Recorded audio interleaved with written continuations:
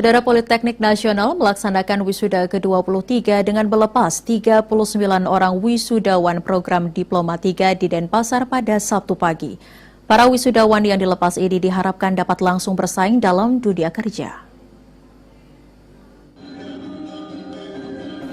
Sebanyak 39 wisudawan dilepas oleh Politeknik Nasional pada Sabtu pagi.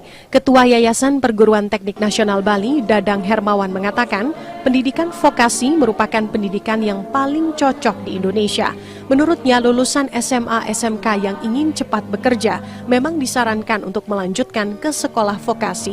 Kepada para wisudawan, Dadang Hermawan berpesan agar segera menyesuaikan diri di lingkungan kerja masing-masing.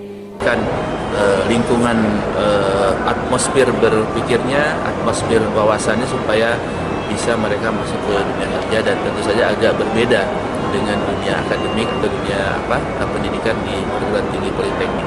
Begitu. Sementara itu, Direktur Politeknik Nasional Iwayan Gede Narayana mengatakan 90% wisudawan kali ini sudah bekerja. Menurutnya, pendidikan vokasi saat ini menjadi sistem pendidikan favorit untuk persiapan dunia kerja.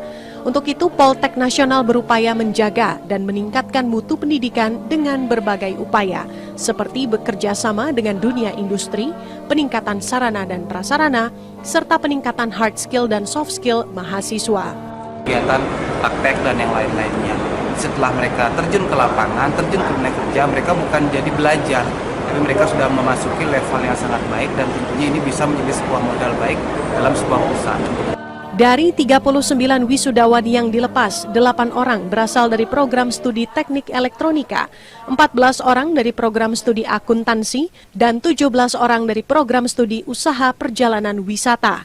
Wisudawan terbaik Prodi Teknik Elektronika diraih Iwayan Nova Eka Ariana, Prodi Akuntansi diraih Nimade Ari Divayani, dan Prodi Usaha Perjalanan Wisata diraih Nikade Ratih Oktaviana. Sugiarto melaporkan.